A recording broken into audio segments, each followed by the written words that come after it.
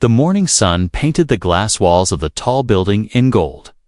The air outside was cold, but inside the lobby of Lawson & Pierce Corporate Tower, everything felt warm and busy. Men in expensive suits rushed in and out, heels clicked against the marble floor, and the scent of strong coffee drifted from the cafe in the corner. A woman stepped in through the revolving doors, her posture straight, her dark eyes sharp. She wore a tailored navy blue suit that fit her like it was made for her, and a small leather handbag hung on her arm. Her name was Maya Carter. And today was not just another workday, it was the day she was going to take control of this company.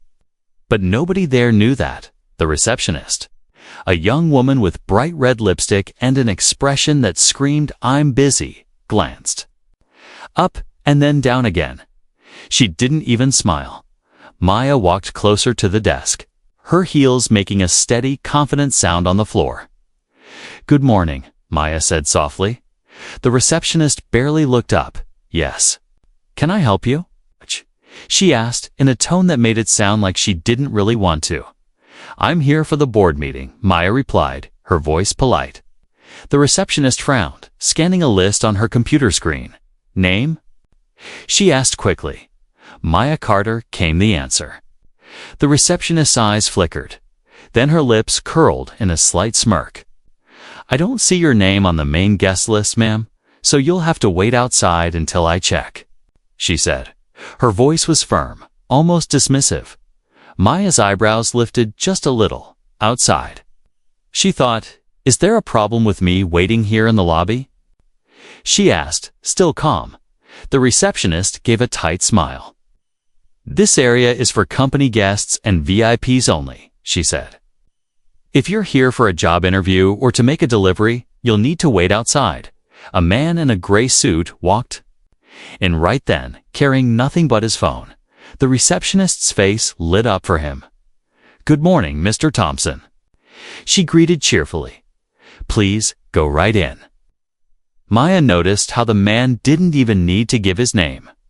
He walked past without so much as a glance at her. Maya stepped back from the desk, her expression unreadable. She walked toward the glass doors but stopped just before stepping outside. She could see her reflection, a confident black woman in a perfect suit. But in this lobby, she was treated like she didn't belong. She could also see the management team moving around inside, people laughing and chatting, their voices muffled through the glass. She sat on a bench just outside the doors, pulling her phone from her bag. Her fingers moved quickly over the screen, typing short messages to someone. Her expression remained calm, but her mind was already deciding something important. Inside, the receptionist leaned toward a colleague at the desk. "Can you believe the nerve?" she whispered. She looked like she was lost, just walking in like she owns the place. Her colleague chuckled, shaking his head. "Probably here to ask for an application," he replied. Neither of them knew they were talking about the woman who would soon decide both of their careers. From where Maya sat, she could see a few managers pass by the lobby entrance. One of them glanced outside at her, then leaned in to say something to the receptionist. They both laughed. She didn't react, not even a blink. Instead, she crossed her legs, straightened her back, and waited. Every second that passed, she felt more sure of her plan. 10 minutes later, a young assistant came running down the hallway with a stack of files. He stopped when he noticed Maya sitting outside. He froze for a moment, recognition flashing in his eyes. He opened his mouth to speak, but Maya simply raised one finger, too, her lips signaling him to stay quiet. The assistant nodded quickly, eyes wide, before rushing into the elevator. The sound of the city traffic blended with the faint hum of the building's air vents. Maya's phone buzzed once, and she read the short reply on the screen. "All set," it said. She slipped the phone back into her bag and took a slow breath. From her spot outside, she could see the boardroom high above the floor where the real decisions were made. That was where she was supposed to be right now, sitting at the head of the table, but instead, she had chosen to wait. She wanted to see how the people here treated someone they didn't recognize. And so far, she had seen exactly what she expected. Maya smiled faintly to herself. They thought she was nobody. In a few minutes, they would find out the truth. And it would be the last day many of them would ever work in that building. The boardroom of Lawson and Pierce was a long, glass-walled space high above the city. From here, the skyline stretched endlessly, sunlight reflecting off tall towers inside. The air smelled faintly of polished wood and expensive cologne. The oval table was already surrounded by the company's top managers, all of them dressed in sharp suits and talking in low voices. The chairman's chair at the far end of the table was empty. Normally, it was a place of power, but today it would belong to someone new. The managers didn't know much about the incoming CEO, only that the board had approved her without their input. And they didn't like that. "She's late," muttered Mr. Collins, the head of marketing, tapping his watch. A few others nodded. "Well, what do you expect?" said Ms. Grant from finance, her voice dripping with sarcasm. "Some outsider comes in thinking she can run the place. Probably doesn't even know how we do things here." Across the table, Mr. Brooks chuckled, leaning back in his chair. "Did you see the woman in the lobby earlier? Sitting outside in that dark suit? Looked like she was lost," he said. Several heads turned toward him, curious. "Yeah, I saw her." Mr. Davis from operations added, "The receptionist made her wait outside. Guess she wasn't important enough to sit in the VIP area." There was a wave of quiet laughter around the table. "Maybe she's here to pitch some diversity program," Ms. Grant said, smirking. "Or apply for an assistant job," another voice chimed in. The jokes went around, careless and cruel, each one adding to the echo of arrogance in the room. Nobody noticed the assistant, the same one who had seen Maya outside, slip in through the side door to place a folder at the far end of the table. He looked nervous, his eyes darting from one face to another when Mr. Collins asked him who the new CEO was. The young man hesitated. "You'll see," he muttered quietly. Before leaving as quickly as he came, Mr. Brooks frowned. What was that about? He whispered to Mr. Davis, but Davis only shrugged. Too busy sipping his coffee to care. The atmosphere in the boardroom was casual but tense. Some managers were busy checking their phones, sending quick messages. Others leaned toward each other, speaking in low voices about rumors they'd heard. The biggest question was the same for everyone. Who was this new CEO, and why hadn't they arrived yet? Mr. Collins took out his tablet and opened the company's internal documents. "There's nothing on her in our files," he said, sounding annoyed. "No resume, no history, no photo. It's like she appeared out of nowhere. That's because the board wanted to surprise us," Ms. Grant said, rolling her eyes. "Probably some PR stunt. Maybe they want a pretty face for the company image." A murmur of agreement followed. Not a single person in the room imagined that the woman they had seen in the lobby was the one they were talking about, in their minds. The new CEO would arrive in a sleek car, escorted by assistants, making a grand entrance. They didn't realize she had already been in the building, listening, observing, remembering every word they said. While they talked, the door at the far end of the room opened slightly. The receptionist from the lobby stepped in. Walking quickly toward Mr. Collins, she bent down and whispered in his ear. Her face pale, his eyes widened, and he sat up straighter. "What?" he whispered back, his voice tight. The receptionist nodded nervously.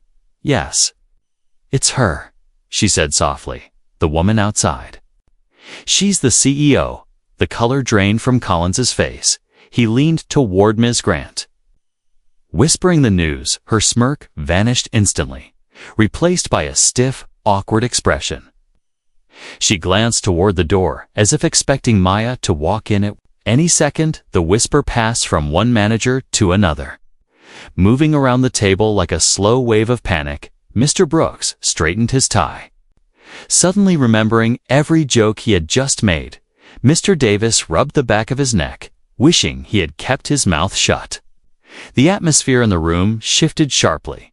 No more laughter, no more arrogance, just uneasy silence. The receptionist slipped out of the room, leaving them to stew in their own discomfort. Mr. Collins cleared his throat, trying to recover his composure. "Well," he said, forcing a smile, "looks like we should be on our best behavior." Nobody replied through the glass wall. They could see the elevator doors open across the hall. Maya stepped out slowly, her heels clicking on the marble floor. Her head was held high, her eyes scanning the hallway. Like she already owned it because she did. She walked past a few staff members, who stepped aside quickly, their eyes wide. Every movement was calm, deliberate, and impossible to ignore. Inside the boardroom, the managers tried to look busy, shuffling papers, adjusting their ties and blouses, but their hands were clammy. And their hearts beat faster with each click of her heels when she reached the door. She didn't rush in, she paused, letting the tension build. Then she pushed the door open slowly. The sound echoed in the silent room. She stepped inside, her eyes sweeping over every face at the table. No one dared to speak. Maya didn't. "Sit down," instead. She walked to the head of the table and placed her leather bag on the chair. Her voice, when she spoke, was calm, but carried a weight that made everyone straighten in their seats. "Good morning," she said. "I understand you've been waiting for me." Several managers shifted uncomfortably. Mr. Brooks avoided her gaze, staring down at the table. Ms. Grant forced a smile. We weren't sure where you were," she said. "I was here," Maya replied simply. "I was in the lobby, waiting." The words hung in the air like a warning. Her tone wasn't angry, but it carried a quiet power that made them feel small. She rested her hands on the table, leaning forward slightly. "I learned a lot while I waited," she continued, her eyes moving from one guilty face to the next. "In fact, I think I learned everything I needed to know about this team." The room was so quiet that the hum of the air conditioning sounded loud. Nobody moved, nobody spoke, and Maya was just getting started. Maya stood at the head of the table, her hands resting lightly on the polished wood. Every pair of eyes was on her. Yet, she looked completely at ease. The city skyline glowed behind her through the tall glass windows, as if the whole world was watching this moment. "You've been wondering who I am," she began, her voice calm and steady. She didn't raise her tone. But the weight in her words made the room feel smaller. Some of the managers shifted in their chairs, their earlier arrogance now replaced with silent unease. "I'm Maya Carter," she said, "as of this morning. I am the CEO of Lawson & Pierce." There was no applause, no words of welcome. Only the sound of someone nervously clicking a pen.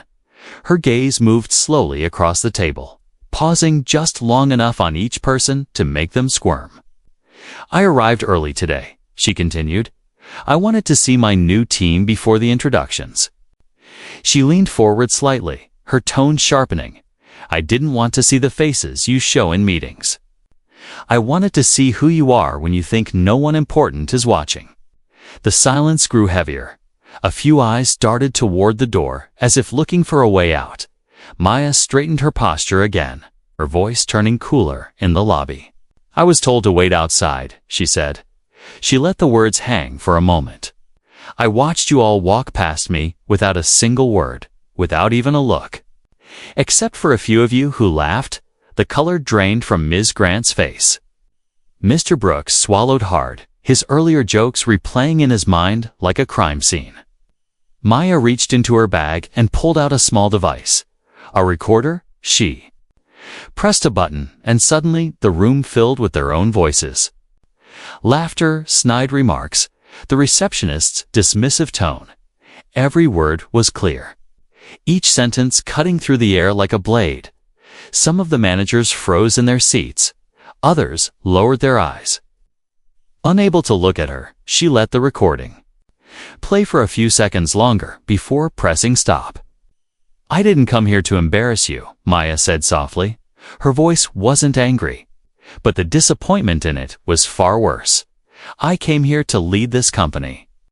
But leadership means nothing if the people under it treat others with no respect.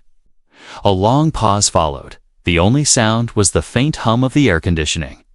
Maya took a slow breath. Her eyes locked on the faces around the table. When I started my career, I was a receptionist, she said. I know what it feels like to be invisible. To have people assume you are less important because of how you look. Or where you stand. Her words carried a quiet fire, the kind that burned deeper than shouting ever could. She walked slowly around the table, each step measured, heels clicking. Against the floor, some of you have been in this company for years, she continued. You have titles, big offices, and comfortable salaries. But somewhere along the way, you forgot something important. She stopped behind Mr. Collins, placing her hand lightly on the back of his chair. You forgot that respect is not optional, she said. Her hand left his chair, and she moved toward the center of the room again. Let me make something clear, Maya said, her tone now sharper. I will not run a company where people feel small, unwelcome, or disrespected. Not in the lobby, not in the boardroom, not anywhere. No one dared to interrupt. Even the most confident managers sat frozen, knowing this was more than just an introduction. It was a warning. Her presence filled the room, not through force, but through an undeniable command of the moment. I've already reviewed your records, she added, her voice steady. I know who delivers results, and I know who hides behind excuses. And I also know who can't even greet a stranger without judgment. A low murmur started at one end of the table, but it quickly died under her gaze. She reached for another folder in her bag, placing it on the table in front of her. This, she said, tapping the folder, is the future of this company. A future built on merit, not ego. On respect, not status. Her words hit harder because they were simple. No corporate jargon, no rehearsed speech, just truth. For a moment, the entire room felt like it had stopped breathing. Maya closed the folder and looked at each of them. Again, I came here today to see you, she said, and I have seen enough. She let the sentence linger. In the next hour, there will be changes. And some of you will not be here to see them. A few heads jerked up at that. Fear flickered across more than one face. No one knew who she meant. The tension was thick enough to feel in the air, but Maya didn't say more. She simply stepped back, placed her hands behind her, and said, I'll give you 15 minutes to think about how you've represented yourselves. Then we'll begin. With that, she turned and walked toward the door. Each step was deliberate, her heels marking the seconds like a countdown. She opened the door and stepped out without looking back. The boardroom erupted the moment the door closed. Whispers shot across the table. Do you think she means she can't actually fire us? Can she? What if she does? She owns the company now. Mr. Brooks rubbed his temples. Ms. Grant tried to compose herself. Mr. Collins stared at the door, his mind racing with every decision he had ever made in the last 6 months. 15 minutes had never felt so short. They didn't know it yet, but for some of them, it would be their last 15 minutes in that room, and Maya, just outside, was already making her final list. The 15 minutes felt like hours inside the boardroom. Nobody spoke loudly, but the air was thick with fear and uncertainty.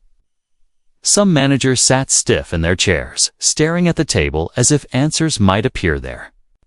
Others whispered quickly, trying to guess who was safe and who wasn't. At exactly 15 minutes, the door opened. Maya stepped back inside, her expression calm but unreadable. She didn't rush. She didn't slam the door. She simply closed it gently behind her. The quiet sound was somehow more intimidating than any loud entrance could have been. She walked to the head of the table and stood without sitting. Her eyes scanned the room again, pausing briefly on certain faces. No one dared to meet her gaze for too long. "I gave you time to think," Maya said, her voice even. "And I hope you used it well." She placed a folder on the table in front of her and opened it slowly. "These are the notes I made this morning while I was still outside your precious VIP area," she said. The sarcasm in her tone was sharp, but controlled. She took a deep breath, then began. "In those short minutes, I saw exactly how this company treats people it thinks are unimportant." Her eyes moved toward Ms. Grant, who shifted uncomfortably in her seat. "I saw the receptionist dismiss me without even making eye contact." She turned her attention to Mr. Brooks. "I saw you, Mr. Brooks, look right through me, as if I wasn't even there." Brooks's face turned red. He opened his mouth to speak, but Maya held up her hand. "Not yet," she said firmly. "You'll have your turn." Her gaze swept to the far end of the table, landing on Mr. Collins. "And you," she said, her voice calm but cutting. "You didn't just ignore me, you mocked me when you thought I couldn't hear." Collins's jaw tightened, but he said nothing. The room felt smaller with every word she spoke. "I didn't come here to play politics," Maya continued. "I came here to lead. But leadership means nothing without accountability." She glanced down at her notes again, then closed the folder with a quiet snap. "I'm not interested in excuses, only in the truth." She walked slowly around the table, each step echoing in the silence. "When I was a receptionist years ago, I learned more about human character than any business school could ever teach." She said, "You see the real person when they think you have nothing to offer them." She stopped behind Ms. Grant, her voice dropping slightly. "And today, I saw the real people sitting in this room." Grant's hands tightened around her pen. Her usual confident smile was gone, replaced by a thin, tense line. Maya moved back to the front of the room. "There are people here who have earned their place," she said. "People who work hard, treat others well, and deliver results. They'll stay." She paused, letting the silence stretch. "But there are also people here who think their titles give them the right to look down on others. They won't be staying." A ripple of tension moved across the table. Some managers glanced nervously at each other. Others stared straight ahead, afraid to move. Maya reached into her bag and pulled out a stack of envelopes. She placed them on the table, neatly arranged. "These," she said, "are termination letters. Each one addressed to the person who no longer has a place in this company." The words hit like a thunderclap. No one moved for several seconds. Then she picked up the first envelope, walked to Mr. Collins, and set it in front of him. His face went pale. "This company doesn't need a leader who mocks others behind their back," she said simply. Before moving on, the next envelope went to Ms. Grant. Her lips parted as if to protest, but Maya spoke first. "I don't need someone in finance who thinks respect is optional," she said. Grant's cheeks flushed with anger, but she stayed silent. Maya handed a third envelope to Mr. Brooks. "Talent means nothing without basic decency," she told him. Brooks lowered his head, knowing there was nothing he could say. The rest of the envelopes remained on the table. Maya didn't hand them all out. Some were left unopened, a silent warning that she could act at any time. She turned back to the group. "For those of you who are staying," she said, "understand this. I don't care about your degrees, your connections, or your titles. I care about how you treat people from the janitor to the chairman." Her voice softened slightly, but the steel in it remained. "This morning, I gave you a test. Most of you failed." The managers who had not received envelopes sat frozen, relieved they had been spared for now, but aware that the rules had changed forever. Maya placed her hands on the table and leaned forward. "This is not a threat. It's a promise," she said. "If I ever hear of anyone in this company treating another person with disrespect, they'll be out before they can pack their desk." The room was silent. No one dared to speak. The power shift was complete, and they all knew it. Maya straightened, picked up the remaining envelopes, and tucked them back into her bag. "Meeting adjourned," she said, her tone final. She turned and walked toward the door. Her heels clicked on the polished floor, each sound marking the end of an era. The manager sat in stunned silence. Some stared at the letters in front of them. Others looked at the empty doorway, knowing they had just witnessed the kind of leadership that couldn't be faked. Outside the boardroom, Maya didn't smile. She simply walked toward her office now knowing that the real work was just beginning. The moment Maya left the boardroom, the silence inside broke apart like glass. Chairs shifted, voices rose in hushed tones, and the air felt heavy with tension. The managers who had been handed envelopes sat frozen, their hands resting on the sealed papers like they were made of stone. Nobody wanted to be the first to open theirs, but everyone knew what was inside, finally. Mr. Collins tore his open with a quick rip. His eyes scanned the short, cold words, and his lips pressed in two. A tight line, it was exactly what he feared. His employment was terminated. Effective immediately. Security would escort him out within the hour. Ms. Grant opened hers next. Her face went pale, but instead of anger, a strange mix of shock and embarrassment crossed her features. She closed the envelope slowly, as if delaying the reality that had just hit her. Mr. Brooks didn't even open his. He pushed it into his briefcase and leaned back in his chair, staring at the ceiling like he was trying to convince himself this wasn't happening. Outside the boardroom, Maya walked calmly toward her office. She didn't look back. She didn't need to. Her orders were already in motion. Human resources had been waiting for her signal since the morning, and now the message was clear. Execute the terminations down in the HR department. A small team of staff were already printing final paperwork. Security officers were called to stand by on the executive floor. The quiet hum of preparation filled the air. Like the sound before a storm, back in the boardroom, the door opened, and two HR representatives stepped inside, followed by two uniformed security officers. They moved with professional calm, their eyes scanning the room. Mr. Collins, Ms. Grant, Mr. Brooks, one of the HR staff said politely. Please gather your personal items. We'll walk you to your offices. The sound of chairs scraping against the floor echoed sharply. Collins stood up slowly, his face tight, his pride wounded more than anything. Grant rose without a word, clutching her envelope like a shield.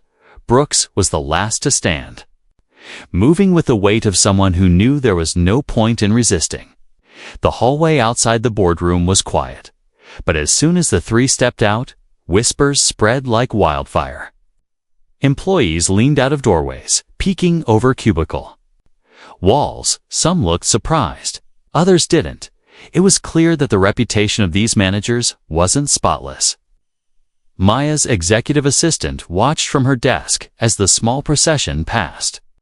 Her eyes met Maya's for a moment through the open office door. Maya gave a small nod, a signal that everything was going according to plan. On the way to their offices, Collins muttered something under his breath. Grant shot him a warning glance. Now wasn't the time to make things worse. The HR staff remained professional, speaking only when necessary. Please collect only personal items. One reminded them, company property will remain here.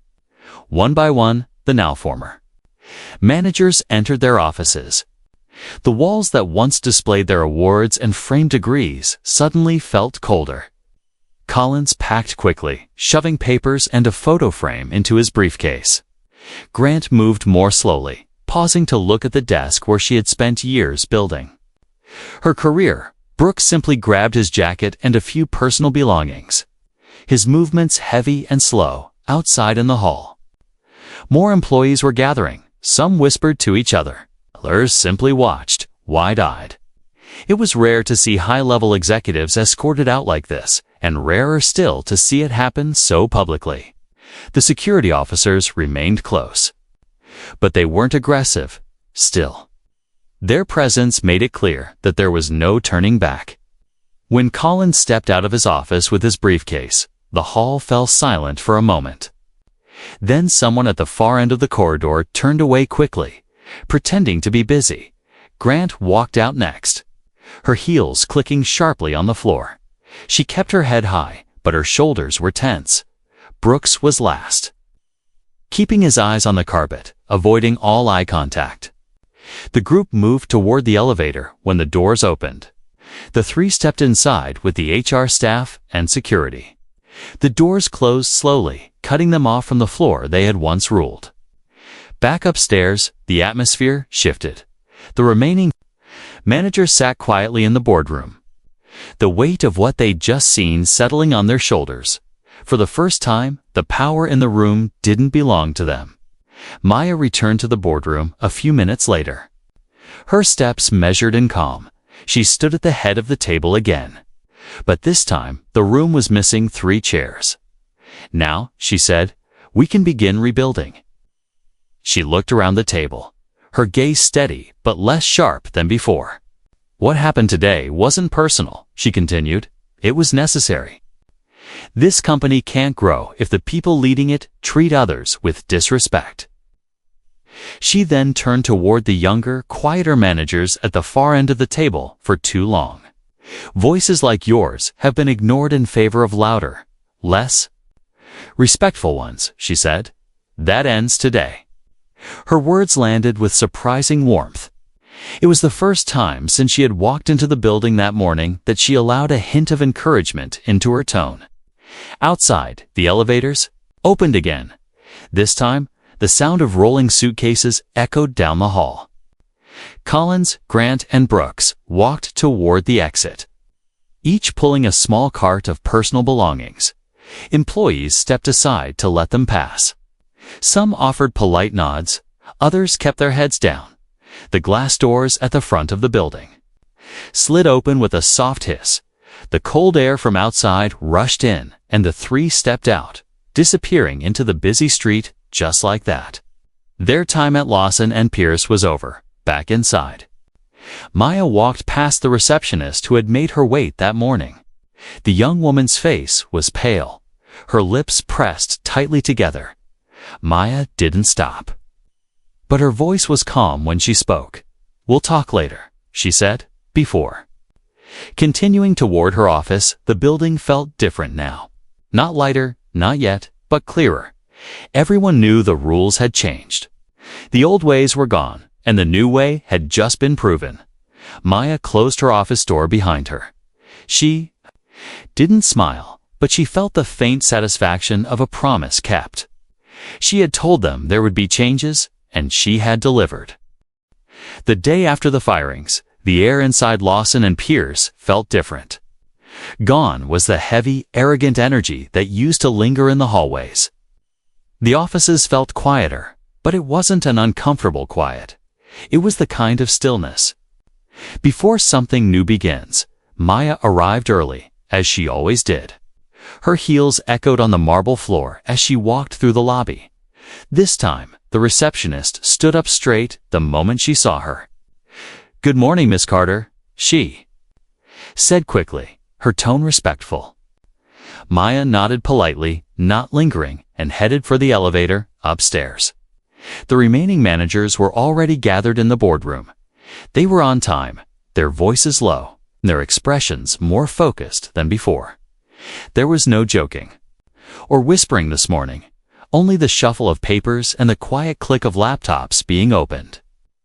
Maya entered without ceremony, carrying a small stack of folders. She didn't sit at the head of the table this time. Instead, she stood beside it. "I'm not here to give another warning," she began. "I'm here to give an opportunity." A ripple of surprise moved through the room. "Gosh." She opened the first folder and slid a document across the table to a young woman at the far end. "This is your promotion offer," she said. "You've been running the marketing team's most successful campaigns without recognition. That ends today." The woman's eyes widened, her hands trembling slightly as she picked up the folder. She had never even been spoken to directly by the previous CEO. Now she was being promoted to a position she had only dreamed of. Maya moved to the next person, a man in his 30s who had always sat quietly during meetings. "You've been the backbone of the operations department," she said. "Your numbers are the best in the company. You're now the new head of operations." He looked stunned, blinking quickly before nodding. "Thank you," he said softly, his voice sincere. One by one, Maya went around the table. Recognizing those who had been overlooked, she didn't just hand out promotions. She explained why each person was chosen. Her words carried weight because they came from observation, not politics. It was clear she had been watching closely, even before taking over. "This is how we move forward," Maya said. "Once she had finished, we reward those who work with integrity, who treat people with respect, and who deliver results." Her tone was firm, but encouraging. This is no longer a company where the loudest voice wins. It's a company where the best work speaks for itself. She paused, letting her words sink in. "Some of you may feel nervous after yesterday," she continued. "That's fine. Fear can be a wake-up call. But I don't want you working in fear forever." Her eyes moved across the room, meeting each gaze. "I want you working with pride." Outside the boardroom, the news of the promotions spread quickly. Employees whispered about how different things felt already. The people who had always been in the shadows were suddenly being called into meetings and having their ideas heard. For the first time in years, the office buzzed with genuine energy, not just stress. Later that morning, Maya walked through the different departments. She stopped at desks, asked people about their projects, and listened carefully. Some employees looked nervous at first, unsure if this was a test, but when they realized she was genuinely interested, their shoulders relaxed and their words came more easily. In the break room, she noticed a janitor quietly wiping down a table. She walked over and introduced herself. The man looked startled. "Oh, I know who you are, ma'am," he said. Maya smiled. "And now I know who you are. Thank you for keeping this place clean every day." It was a simple exchange, but the janitor's smile stayed long after she left. By lunchtime, word had spread that the new CEO had spoken to everyone from senior managers to interns to cleaning staff. It wasn't a performance. It was the beginning of the culture she wanted to build. In the afternoon, she called a company-wide meeting in the main conference hall. Employees filled the room, some standing along the walls because there weren't enough chairs. When Maya stepped up to the podium, the room fell silent. "I know the last 24 hours have been shocking," she began. "I know some of you are wondering if this company will ever feel stable again. I'm here to tell you, yes, it will. And it will be stronger than ever." She spoke plainly, without corporate jargon. She talked about her own journey, starting as a receptionist, working late nights, and being underestimated more times than she could count. She told them how she had been treated when she arrived the day before, and why it mattered when respect is missing. She said, "Everything else eventually falls apart." Her voice was steady, but there was warmth in it now. "I don't want Lawson & Pierce to just be a successful company. I want it to be a place people are proud to work in." There was a quiet murmur of agreement from the crowd. Some people even clapped softly. It wasn't the loud applause of a scripted speech. It was genuine, small, and real. When the meeting ended, people left with a different expression than they'd worn the day before. There was still uncertainty, but it was mixed with something new, hope. Back in her office, Maya looked out over the city skyline. The same view she had stood before the day she took control. Yesterday, she had cleared out the rot. Today, she had planted the first seeds of something better. She knew it would take time for the new culture to grow. There would still be challenges, resistance, and mistakes. But she also knew that the foundation had changed for the first time in years. Lawson & Pierce wasn't just a name on the building. It was a place with a future worth believing in.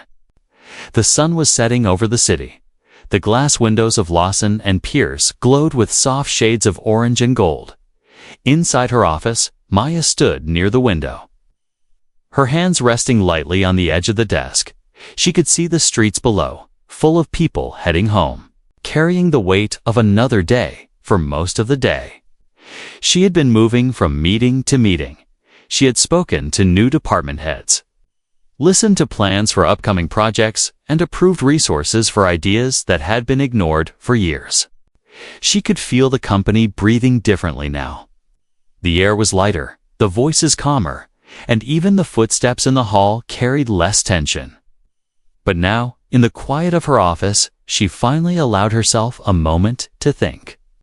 She thought about the morning before, the sting of being told to wait outside in a building she now owned. She thought about the whispers, the laughter, and the way some people had judged her without knowing her name. And then she thought about what had happened after the firings, the promotions, and the way people had started looking at her differently. A soft knock came at her door. It was her executive assistant, holding a small stack of envelopes. "These are the last of the clearance papers," the assistant said. Maya took them, nodding. The names didn't surprise her. They were the last remnants of the old leadership. People who had chosen to resign rather than adapt.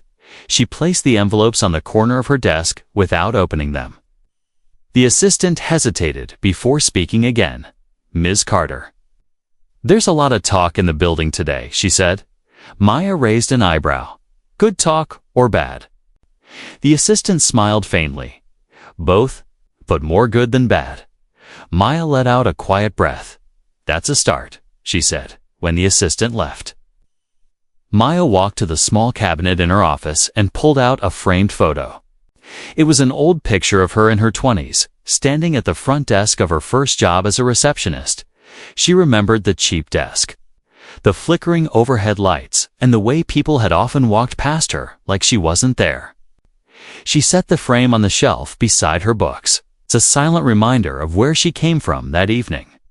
She called for one final meeting before leaving for the day, not in the boardroom, not in the conference hall, but in the open space of the lobby. The entire staff gathered, from senior managers to interns, even the cleaning crew. The glass doors let in the warm glow of the streetlights outside, and the sound of the city was a low hum in the background. Maya stood at the center, not elevated on a stage, but on the same level as everyone else. She looked around at the faces, some curious, some still cautious, but many more open than before. "I wanted to end this day where my first day here began," she said, her voice carrying clearly through the lobby. "Right here, at the entrance. The place where every single person walks through before they see anything else." She paused, letting her gaze sweep over the group. "Yesterday, when I walked in, I wasn't greeted as the new CEO.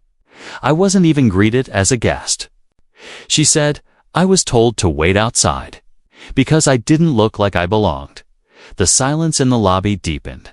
Some people looked down, others looked straight at her. She continued, "That moment wasn't about me. It was about this company, about the way we see people before we even know their story." Her voice grew softer, but stronger in feeling. "This building, this company, will never again be a place where someone is made to feel small." The moment they walk in, she let the words hang in the air. The quiet was heavy, but it wasn't uncomfortable. It was the kind of silence when people are listening with their hearts. "I've been underestimated my entire life," Maya said, "because I was young, because I was a woman, because I was black, because I didn't come from the right background. But every time someone underestimated me, it became my fuel." She took a breath, her eyes glinting with something between pride and challenge. "I'm not telling you this to make you feel sorry for me. I'm telling you because there will be days when you're underestimated too. And on those days, you will have a choice to believe them or to prove them wrong." Several people nodded quietly. A few even smiled faintly. The kind of smile that comes from recognition. Maya looked toward the receptionist at the front desk. The young woman met her eyes, her face tense. Maya walked over to her, and for a long moment, they stood face to face. "I know yesterday was a mistake," Maya said, "but everyone gets one chance to do better. What matters is what you do with it." The receptionist swallowed hard and nodded. "I understand, ma'am," she said. Maya turned back to the group. "This company is starting over," she said, "not just in leadership, not just in rules, but in how we treat each other every single day." She took one last look around the room. "I'll leave you with this," she said, her voice warm but unshakable. "Never forget where you came from, but never let it limit where you're going." There was no loud applause. Instead, the crowd stood in a kind of respectful quiet. It was the kind of moment that didn't need noise to feel powerful. As people began to leave, some came forward to shake her hand. Others simply nodded at her in passing.